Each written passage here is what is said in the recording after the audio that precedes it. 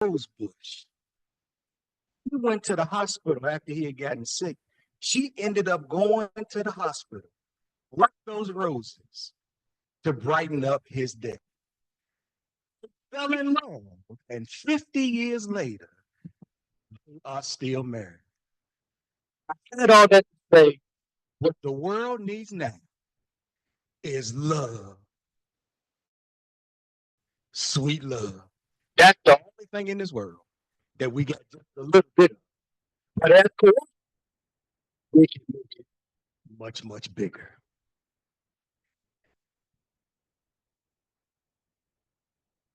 I pledge to the flag of the United States of America and to the republic from which it stands, one nation, under God, indivisible, with liberty and justice for all. Next up is Andre Brooks with our guests.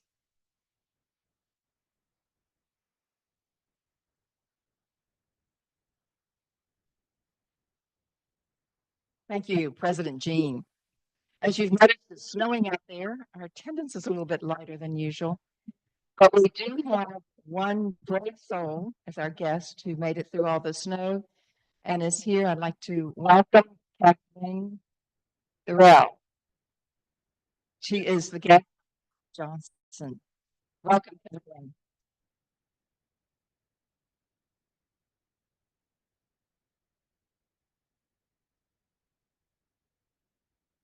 Okay, next up, we have our presentations. Bob Haberman is not able to be with us in person today. He is on the Zoom. He's trapped up in Bunny Hills. And we will do two presentations today, one for Tudor House and one for Soul. The presentation for Sleep in Heavenly Peace will be rescheduled. And John is going to come up and help with those.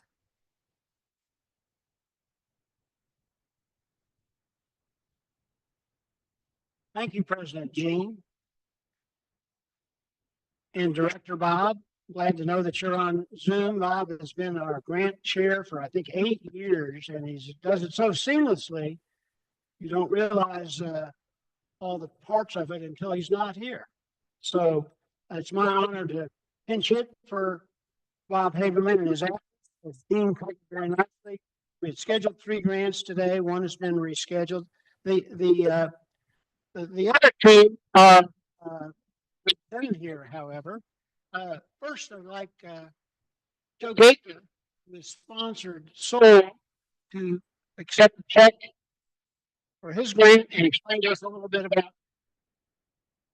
how the money is going to be used and why we're missing our esteemed speaker today. Thank you, John.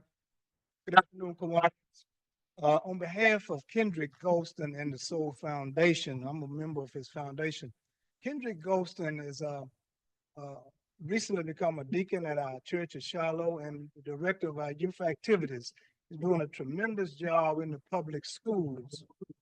And this young man has a tremendous impact with the young people. I'd like to read this text he sent this morning. He's down with that flu bug, but he says, "Thank you for all your generous gifts today. I truly appreciate it and will be of tremendous use for our organization. I'm sorry I could not be here. I came down with the flu in the last 2 days and couldn't even get out of bed. With this grant I am receiving, it will help me to finance 2 of the programs I have been established in the Roanoke Public Schools. The first is our MVP Leadership Program. We meet every other week to discuss and build projects that build them to be leaders after high school. We do ACT, SAT prep. We go to college admissions requirements, entrepreneurial skills, community service, and we cap off the year by going on a state field trip to research on leaders throughout the history. This year, we're visiting the African American History and Native Museum in March. Your gift will probably help us with supplies and charter a bus. Our other program, the Waymakers, which is an all-boy mentor group, will also benefit from a portion of this gift in preparation for our summer camp we are currently preparing. Thanks again for your consideration, your time you have given to me today. Lives are being changed because of this. Have a blessed day, Kendrick Golston. So I just wanted to share that with you. He's a tremendous young man having a great impact, and this will be a great blessing to him. So thank you, Kiwanis.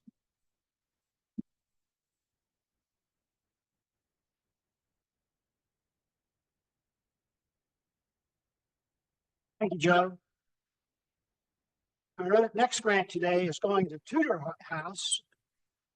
Would ask Pegram Johnson, sponsor of the grant, and Kathleen Farrell, come forward and tell us a little bit, Pegram, about the organization, and Kathleen, how your grant check is going to be spent.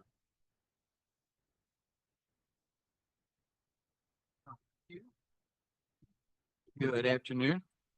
Tudor House is a charitable organization that has as its mission suicide prevention, education, and support. We gave them a grant last year for the first time because it's a relatively new organization. As I said last year, many of you here at the time knew Liz Tudor, who had Tudor's Biscuit World over on Church Street forever and ever and ever. In fact, for 27 years. He started in 1985 and closed it in 2012. But Lewis was just such a bright spot and behind the counter, giving you your orders, and just such an upbeat, wonderful person. Anyway, but he closed the restaurant and turned his attention to swimming. He had been a swimmer in Carolina in his college days and loved swimming.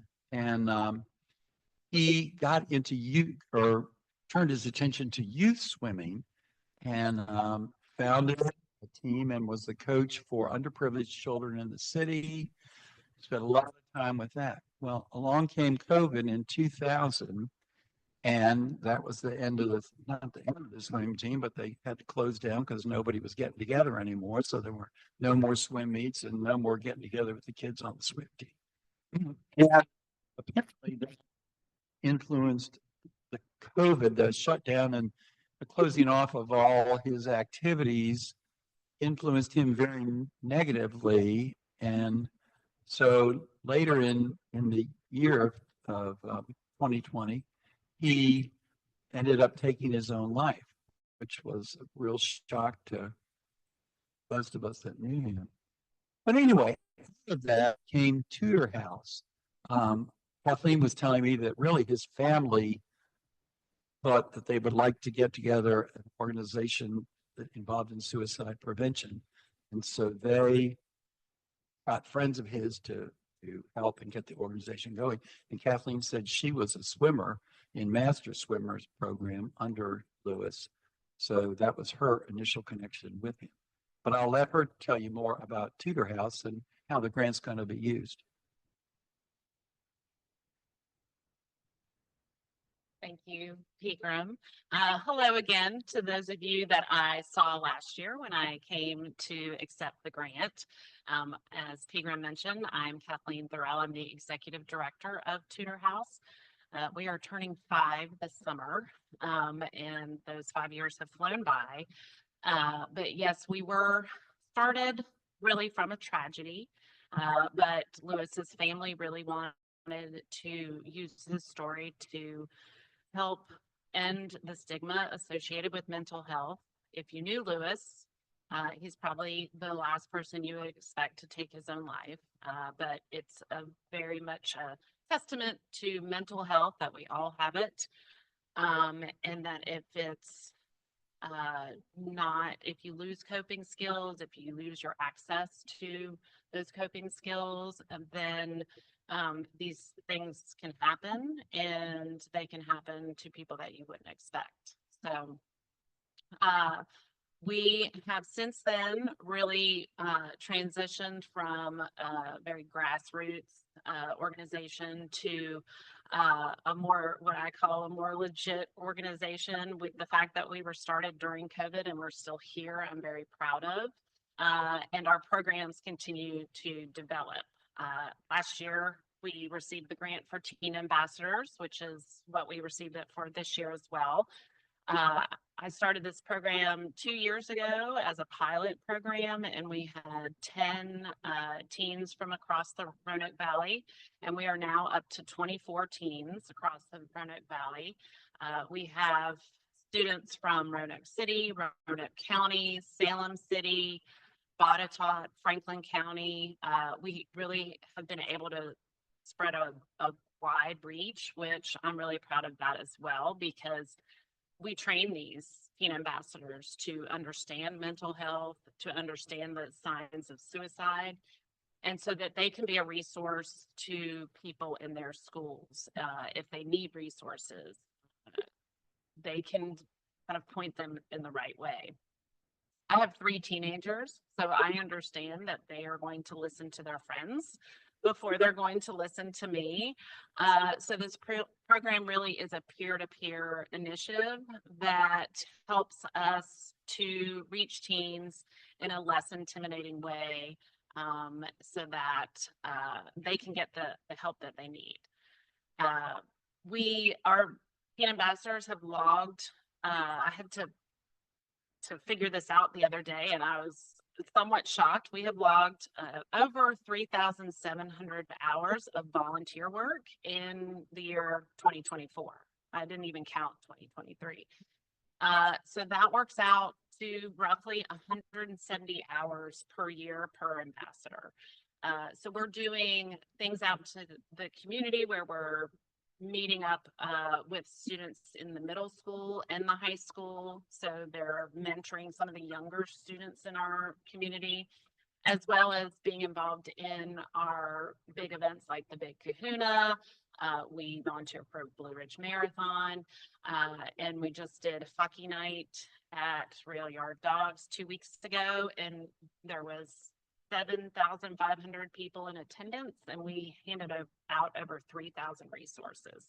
So these are busy kids, and they just make my job so worth it. And so we're able to continue not only equipping them with this mental health skills that they need for the future, but also their peers based on the grant money that we get.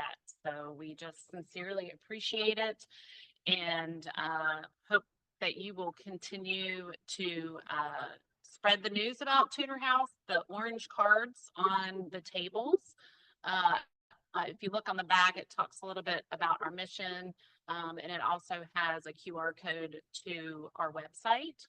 And then you'll also see the 988 number. This is the easiest piece of education that I can leave you with. If you don't know about 988, it is the National Suicide Crisis Line. You can text it, you can call it, you can even access it via the web. But what a lot of people don't know is that you do not have to be in crisis to call that number. You can be struggling and having a bad day and just need to talk to somebody, need someone to maybe assess if you need further help. You can call for a friend. You can say, I have a friend and I'm worried about them. What should I do? So this really is an all access number. So spread the word about that. I've got my card if anybody would like to get in contact with me, but we just appreciate all of you and your support of us.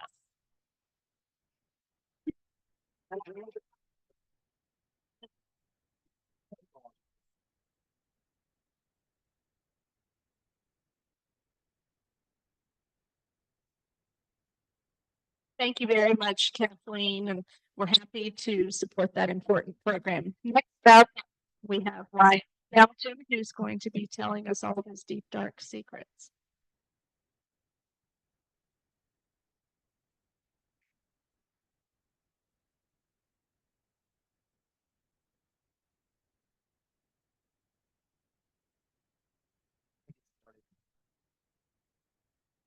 Say that 988 is an invaluable resource. I've had to use it for friends before.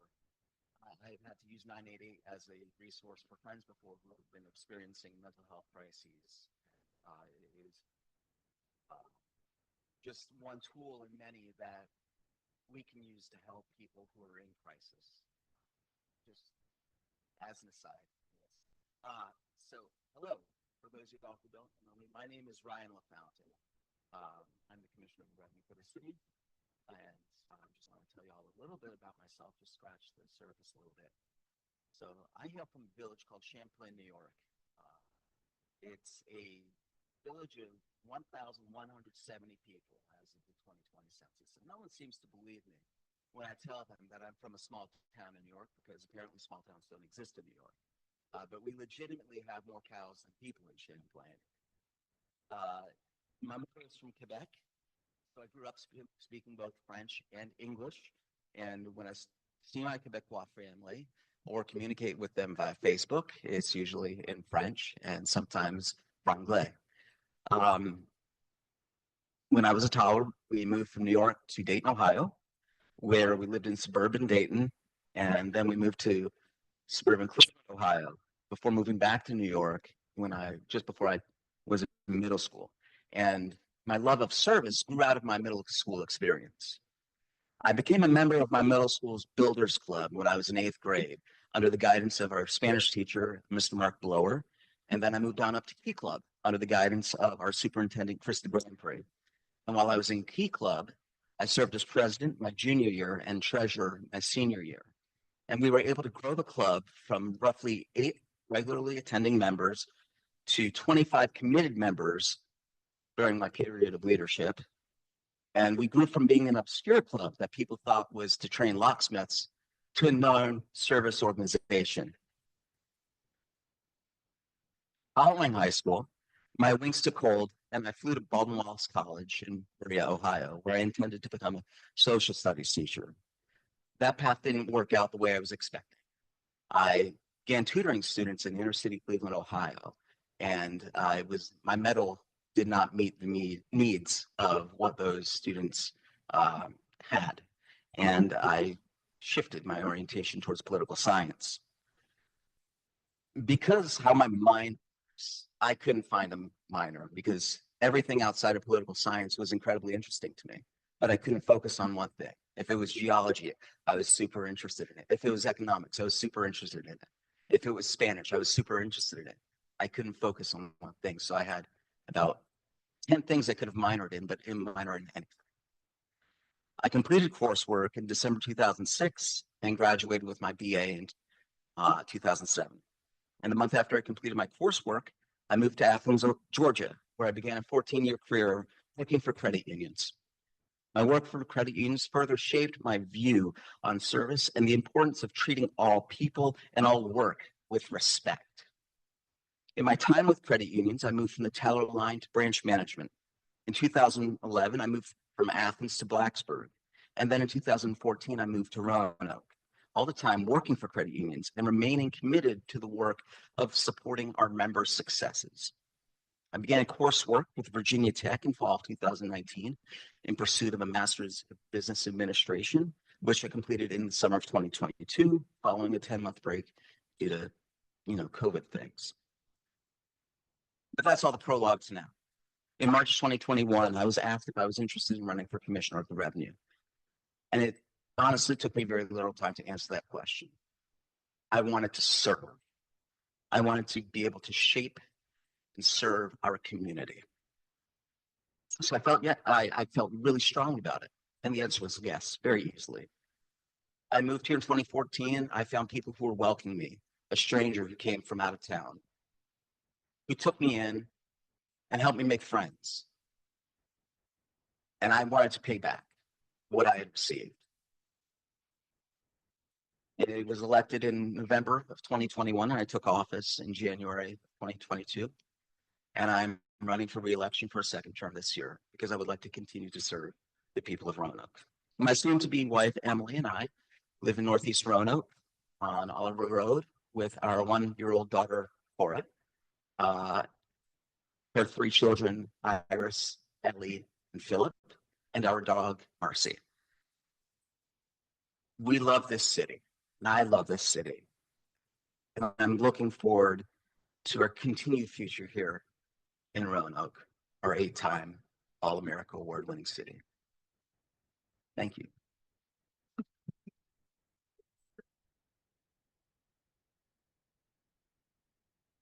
Thank you so much, Ryan. That was a very circuitous path to Roanoke, which is interesting. And we often hear about folks who are but you go all the way back to builders.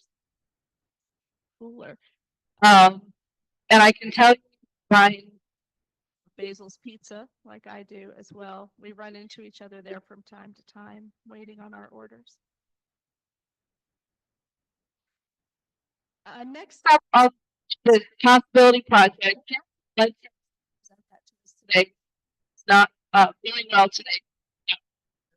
On your table, I have this Possibility Project on this children. This is their foundation. Several of our members have independently. This is completely separate from our foundation, but it is an important fund to fund projects with Kiwanis kids all over the world. We have applied to the Children's Fund in the past. There's a lot of information there. They're very much interested in having folks become monthly donors. If you have additional questions, you can check out the website. Alex very kindly has linked some information in our newsletter, and you can certainly ask questions about a little bit more information. On our announcement,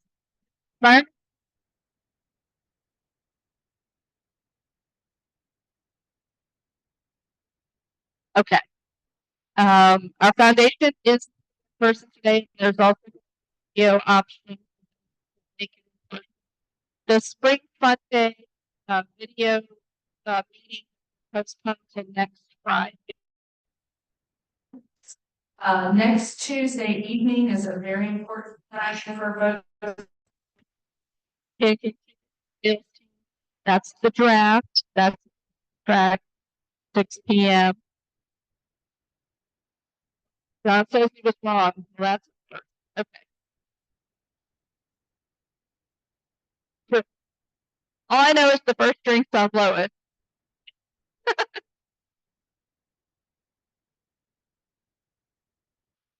And I'm going to ask Larry Kupel and Andre Brooks to both come up and make their announcements for us about Quebec.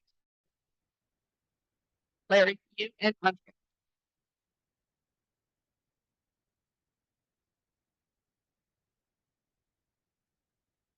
I'll go first, Larry. Our event is both fun committee. And as you can just see by God's fun committee. And I provide something. Are you buying the first round of drinks that are fun? Absolutely. So, look at so far, dance, Jay, portable. And that's what we have, March 1st. Celebrate. Get it together. Club anniversary. Have more down. So we just celebrate all of one extension. Celebrate in the no, right? It's March 1st at 6 o'clock. See him. Amy is providing hors d'oeuvres, beer and wine included in the price. There'll be a place if you want to sit and talk quietly. There'll be a DJ, a place to dance, get together, celebrate, have a good time. And I hope you enjoyed the price. $25. So look forward to seeing all of you there. Sign up sheets are on the table, so please sign up today. So maybe not.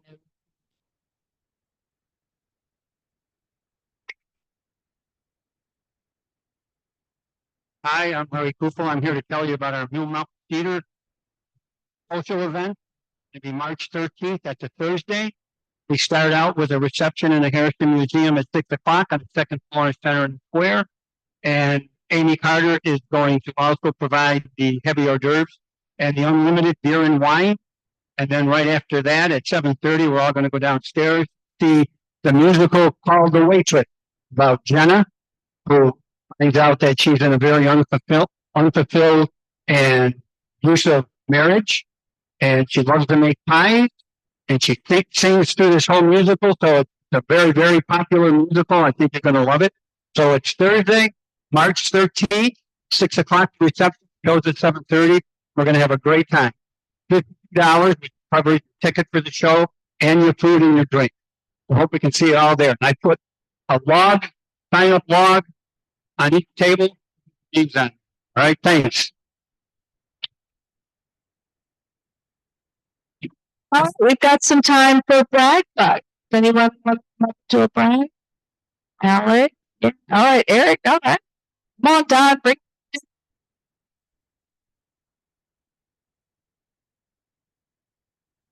And glad Perry's here because I've been lamenting all Penn State having trouble finding beating Ohio State.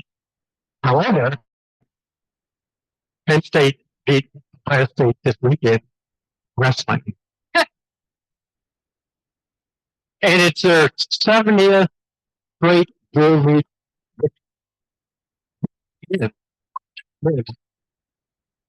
They haven't lost since 2020.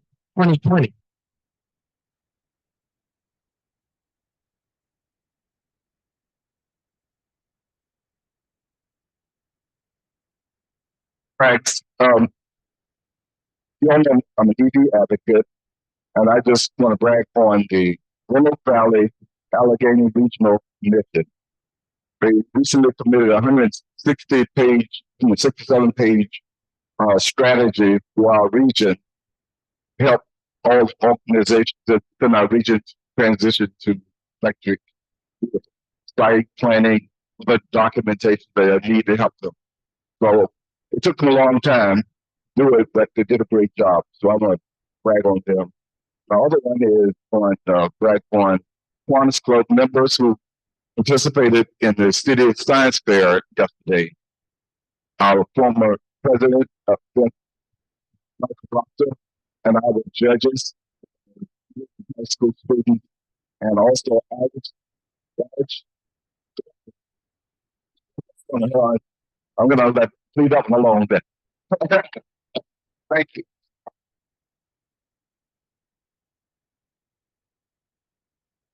See, I don't get here often, but Eric Tichow with Roanoke Regional Chamber. I'm introducing the speaker shortly, but wanted to do a brag on our chamber project. So if you haven't seen it, we're pretty excited. We are moving out of our building right around the corner on 210 Jefferson, 35 days into new location down at Varsity Park, down the stage by George Flowers.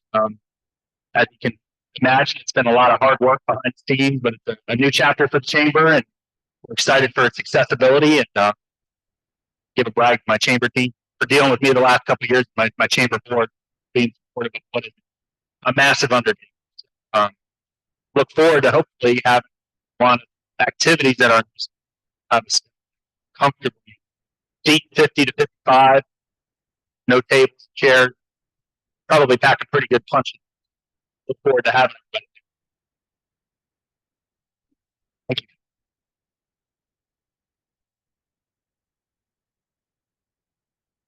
Yeah, I have two brags. First one is on the Kiwanis. We're helping out with Science Fair. Courtney, Bert, and Mike were there, and Mike is actually one of my daughter's judges. But another daughter win, so she'll go on to region. My other brag, Brain Injury Solutions has a 5K coming up March 1st. Again, Michael Brock signed up for it, so I'm sure you can beat Mike. So if you all are interested, just Google Jogging for Your Noggin Roanoke. Thank you.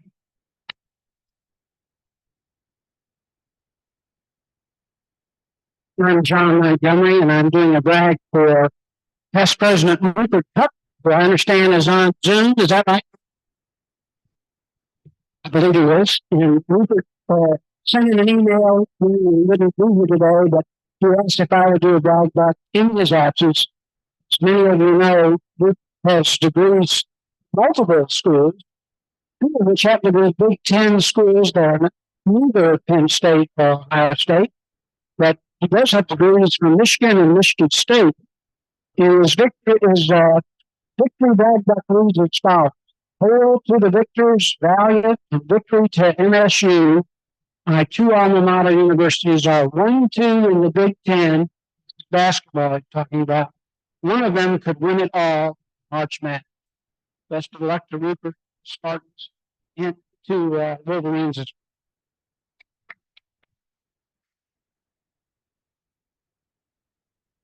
Thank you all so much for those awesome brags today.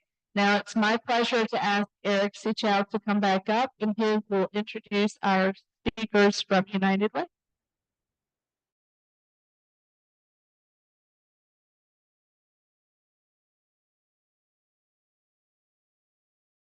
Introduce two incredible leaders from our United Way of Virginia's Blue Ridge. That's a rebrand they just had at the beginning of the year.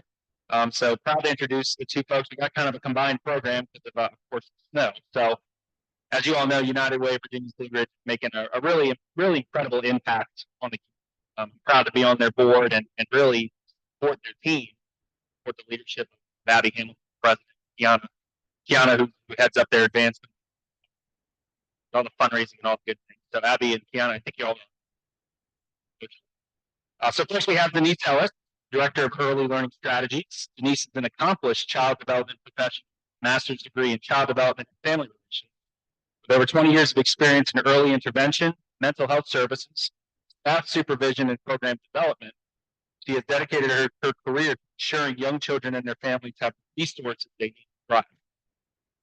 At United Way, she leads the initiatives that expand access to high-quality child early care and work that directly aligns with the mission of the Virginia Business Roundtable for Early Education. I'm a regional representative for V3, and it's a great group under the direction of Kathy Glazer and the Virginia Childhood Foundation. I was up there about a month ago. I was up there too in regard on just lobbying to our regional statewide legislature. Common sense in childhood care and education. Really a bipartisan movement and initiative. Good. So for those on Zoom or here in the room, if you're not involved in the community, I'm happy to make the introduction to those folks to get involved. It's really a good group, and folks from around the state certainly have good representation on all partnerships, other folks, of course. But Debris really is honed in on the critical role of early childhood education, how that helps workforce, supporting working families, and also driving economic growth. We have regional station. So give a round of applause for Denise. There's Leslie here too. So round of applause for Denise. Applause. And next we have Leslie Clark, Director of Family Health Strategy. Leslie has over 26 years of experience in community collaboration and health initiatives. Graduate of West Virginia University with a bachelor's in psychology. She also holds certificates in nonprofit leadership and transformative leadership. At United Way of Virginia Blue Ridge, Leslie leads the efforts to improve health and well-being programs such as Healthy Franklin County and Healthy Canyon Valley. She also plays a key role in addressing food insecurities through the Regional System Partnership. Today, she'll share her insights, community resource center, and its team of community health workers who are working tirelessly to connect individuals with care and support them. So both these leaders, Denise and Leslie, are making a tremendous impact. Glad they're on the United Way of Virginia Ridge team, direction of Abby. And at this point, I think I'm turning it over to you, Denise, first. Okay. So Denise Ellis and Leslie Clark. United.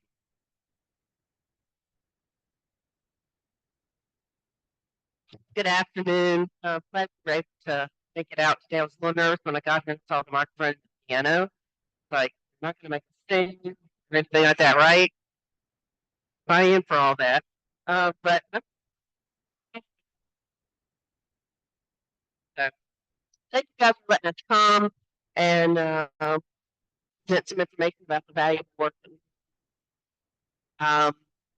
Leslie and I kind of are a two-pronged team work that we do. So the work that we do in the United Way is really also to support our mission. So the mission of United Way of Virginia's Blue Ridge That's a mouthful about kids learning because we've rebranded. So our mission is to mobilize our community to take action so that every neighbor has the opportunity to thrive. And along with that is our vision to elevate 2,000 family self-sufficiency by 2030. So Leslie and I kind of approached that in different ways. So that through our work in early learning strategies and helping improve quality, early childhood opportunities and access to families for that childhood care and education, while also focusing on the community resource hub that Leslie will talk about. So the goal of those two entities, those two initiatives, so to speak, is to meet that vision, help elevate those families. So we're going to talk about that just about both of our projects and what we do.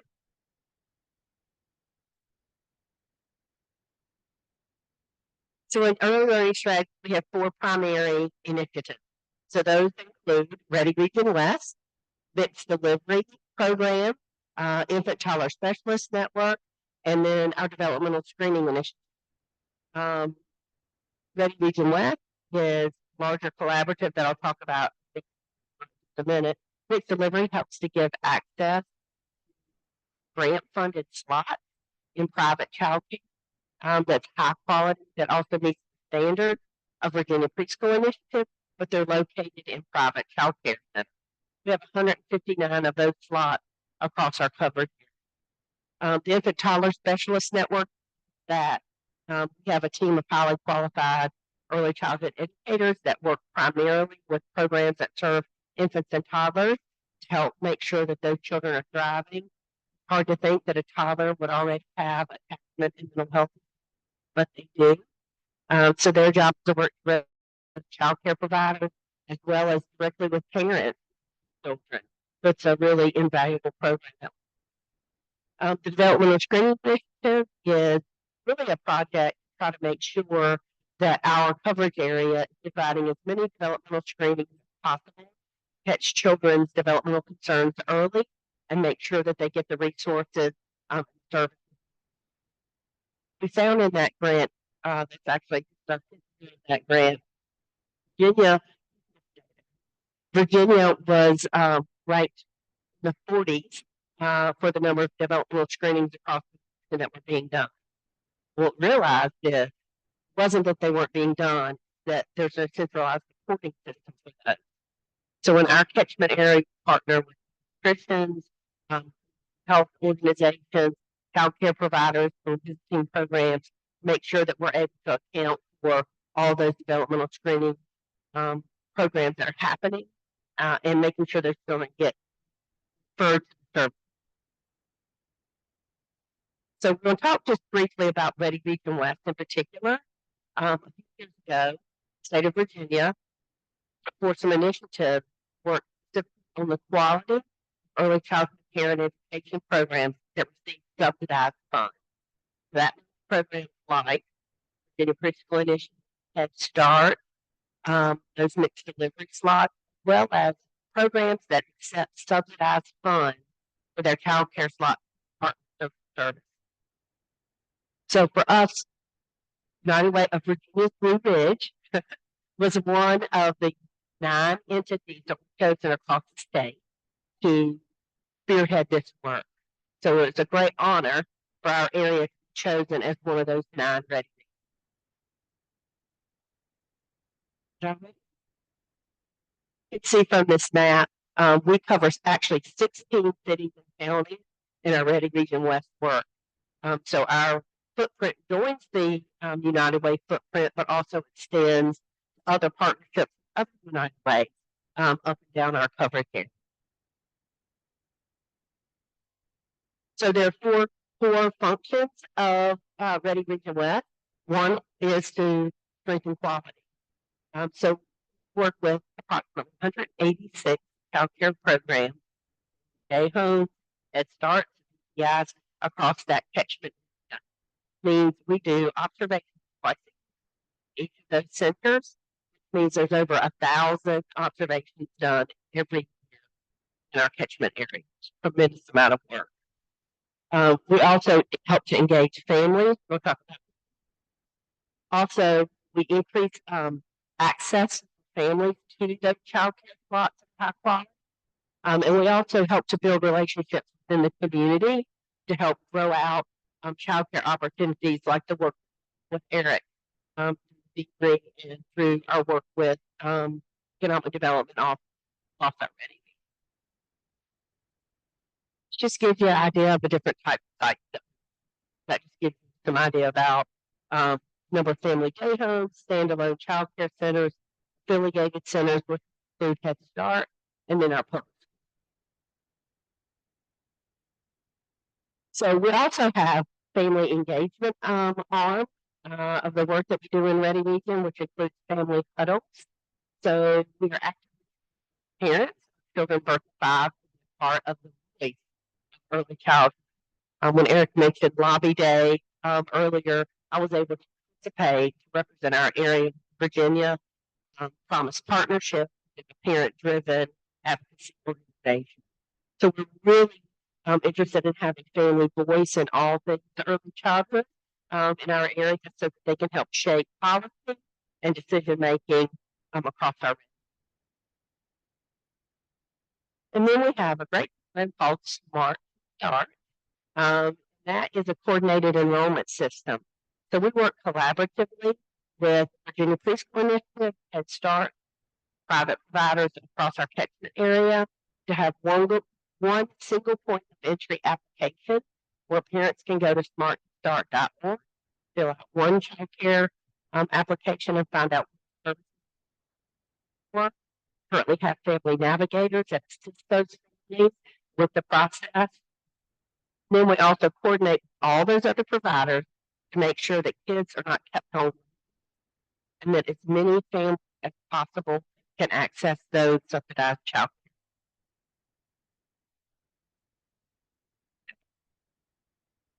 care. So I'd just like to note that between 2023 and 2024, we had over 5,000 applications that come through that system. So just think that's important to note, huge impact that has to assist families within our coverage.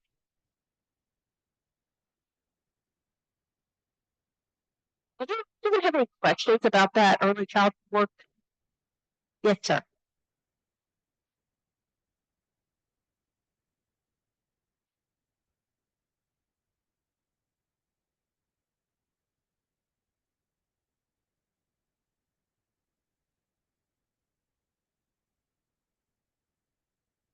So the Red Region West work actually comes from the Virginia Early Childhood Foundation, which is linked to the Department of Education.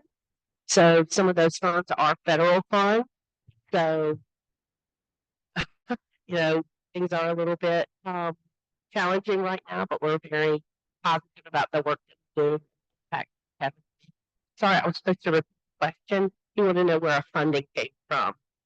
So some of that is through Virginia Early Childhood Foundation. Developmental Screening Initiative is through the Virginia Department of Health.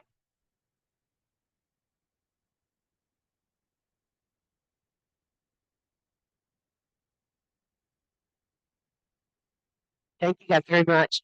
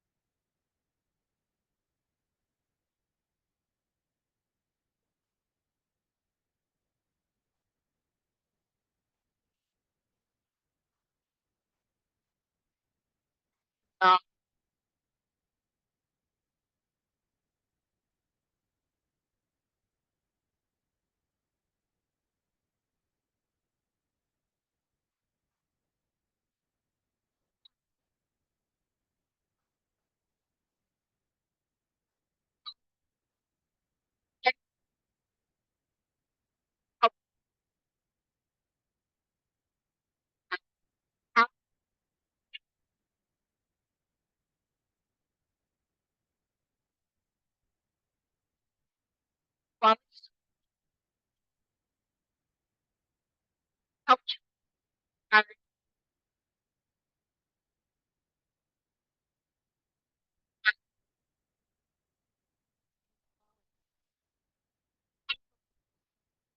last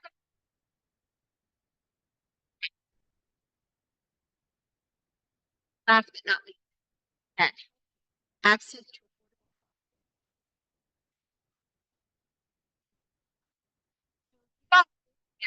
Abby's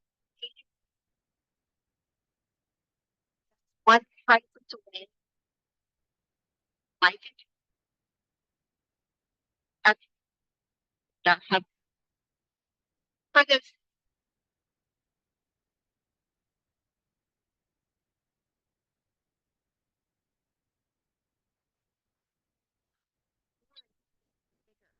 job life, chronic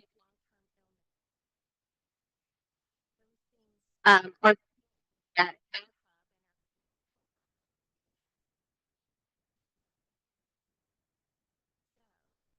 I'm really passionate about this, but I can't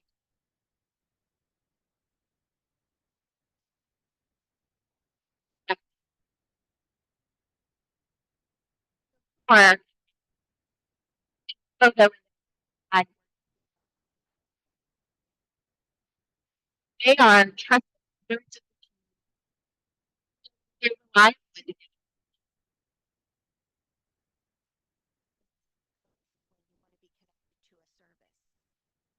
They are culturally competent. So they share language, ethnicity, and life experiences of the community they serve. Lived experiences is a very strong component that we look for when we hire community health workers. They look like the communities they seek to serve. They're also a bridge to healthcare and other services. So they serve as a bridge by helping individuals connect and navigate healthcare services and social and human service systems. They provide direct assistance and connections to basic needs that are often barriers to an individual or a family's success. So community health workers, and I call them PHWs for short, they work in a variety of settings. Some work in some work in mental health departments, like our community health worker team, providing assistance with food access, clothing, utility assistance, workforce development. Places like the Roanoke on Aging or Feeding Southwest Virginia. CHWs are sometimes specially trained as well. Some CHWs serve as nurses. Some are heart health ambassadors, provide education in the community. Doulas, chronic one of ours trained arthritis and walking. So she has extra information about arthritis and arthritis prevention, and she leads a walking group in one of our jurisdictions of our service area. CHWs provide many different services, connections to resources, health action. So if a physician has given someone a diet and exercise program, these folks can be boots on the ground, walking with that person, meeting that person at the gym, doing home visits to help make sure that that health action plan is fulfilled. And we'll talk about why that's important in a moment. Provide emotional support and personalized emotional support. So we have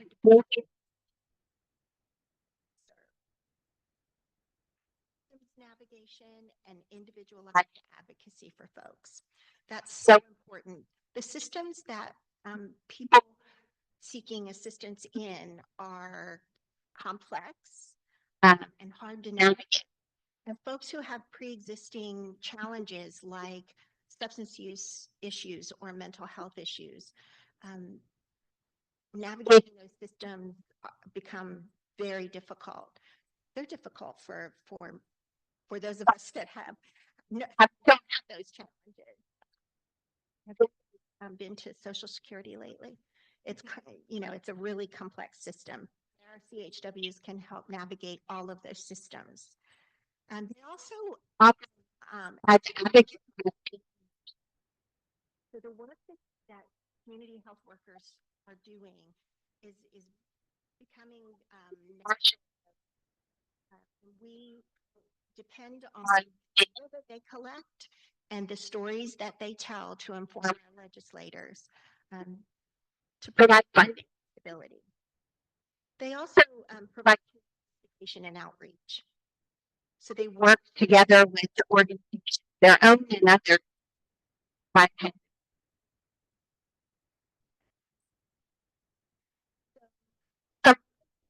Of activity.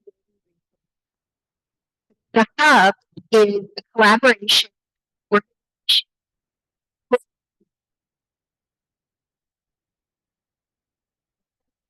in our CHW workforce development. By standard operating, they both CHWs in our region working in all kinds of different areas. Some are in clinics and hospitals. Some are in working space. Our hub also offers in-depth tech where our community.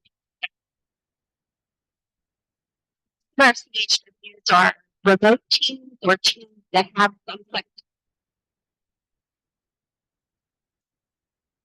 So technical assistance is based on best practice, but whatever.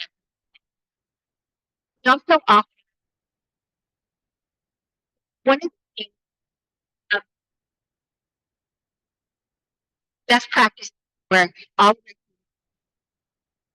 working action.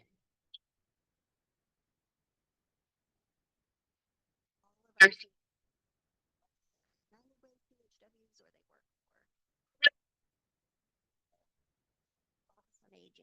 our all of them to have the same training, the same state certified training. And we will help coordinate that. We will very often pay for that.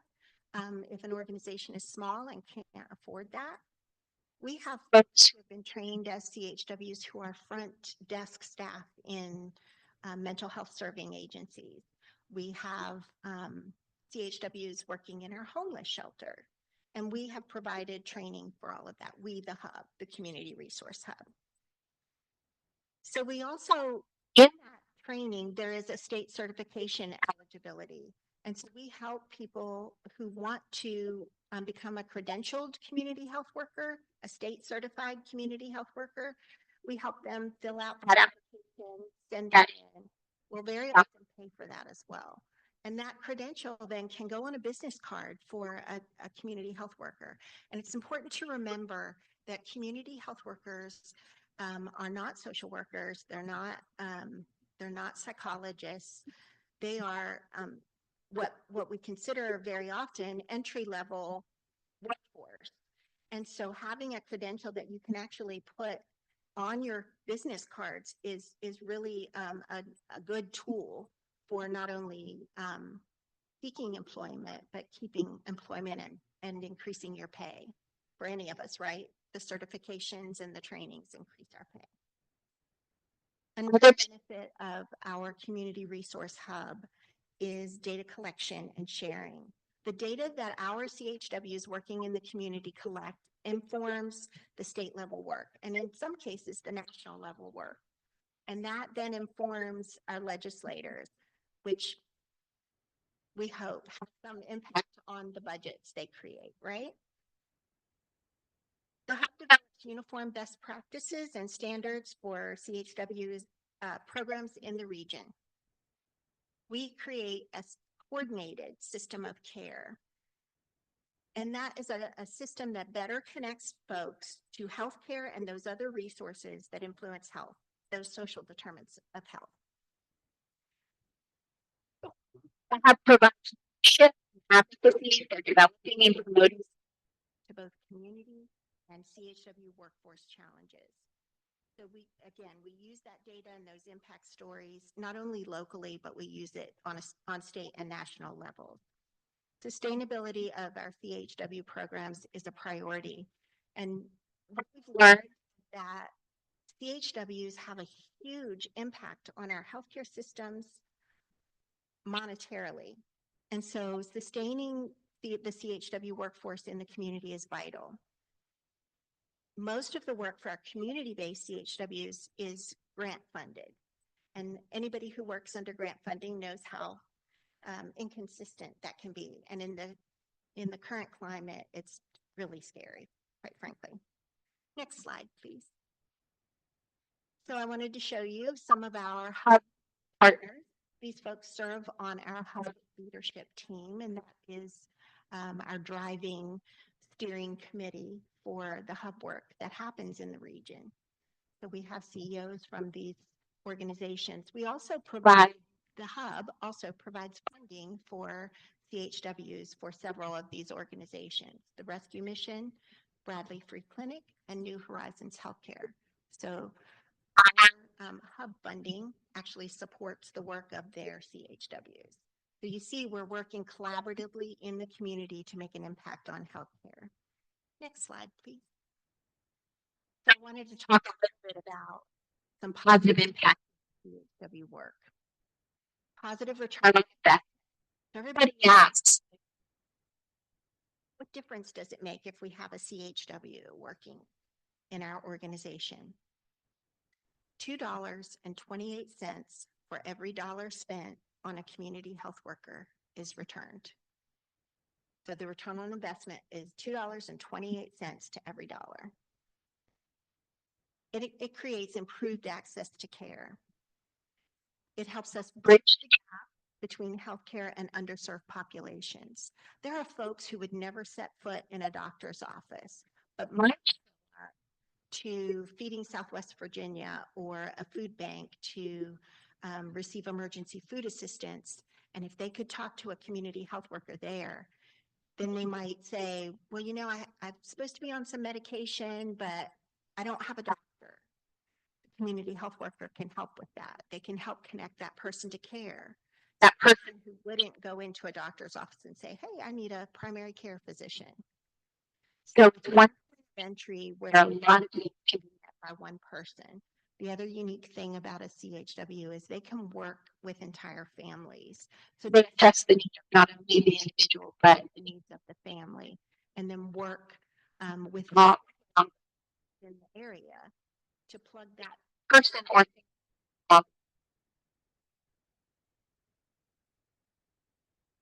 So another positive impact of community health work is improved health equity. Remember, CHWs look like and speak the language of the people that they seek to serve. This builds trust and rapport in communities where there isn't rapport with doctors or a system that maybe a system that's been historically oppressive. So this creates a trusted link. And then access to preventative care reduces long-term costs. I love this next statistic, reduced healthcare utilization. Studies have shown, study in particular, but lots of studies, I just quoted the one, an NIH study from 2021 says that there is a 75% in unnecessary emergency department visits, CHW visits. So when someone is working with the CHW, who's checking in on them and helping them meet their health goals, providing that peer support, that person is 75% less likely, 75% decrease in visits. So that is saving hospitals tons of money. Hospitals are were frequent fires work with others.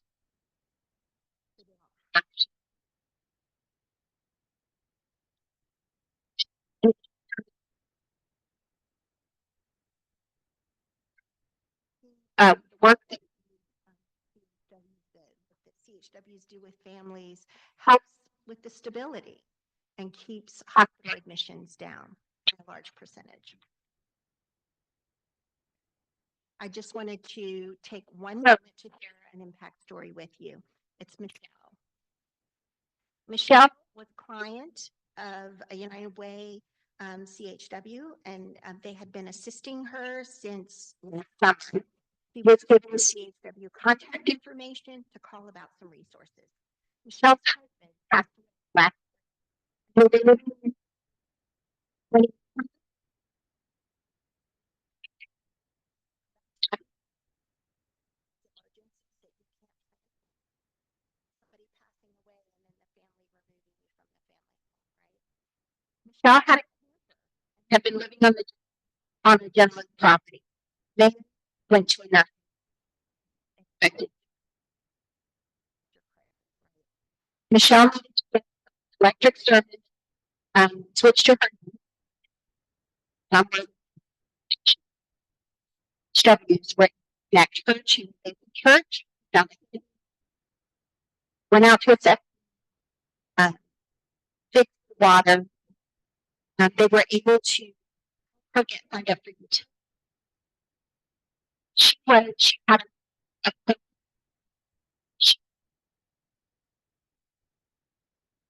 like resources to fill that paper. She really needed it. So the CHW method she was and helped her supply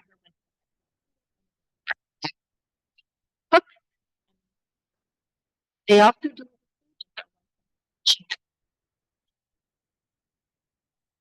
were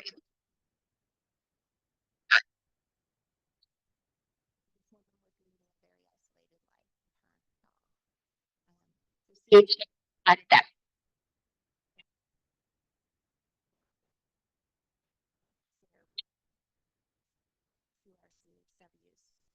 Hey there. I just wanted to let you know someone contacted the church, helped my water. Reduce that social isolation, right? I actually was able to get out and go to a place to check out section.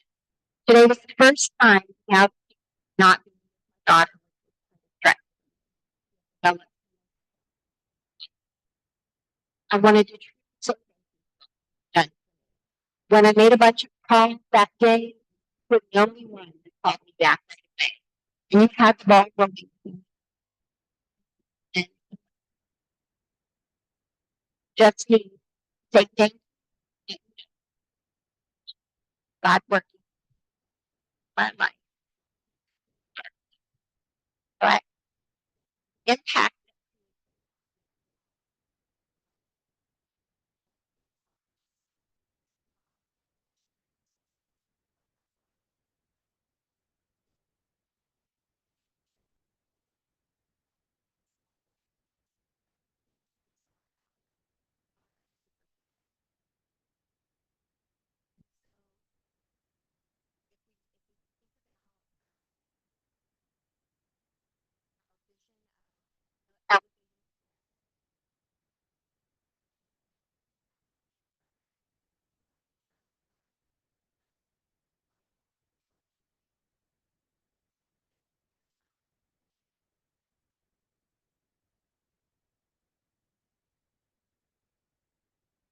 I tell Leslie that superheroes is our theme. We do have a small honorarium that we would like to unite. Thank you very much. And hopefully you'll stay after for a few minutes if folks have. Next week, we'll have Cheryl Mosley with United Way, Vice President for Community Impact. We look forward to having her here. If anyone has the cards, could please bring them back up front for John. And thank you all so much. We are adjourned. Have a wonderful rest of your day.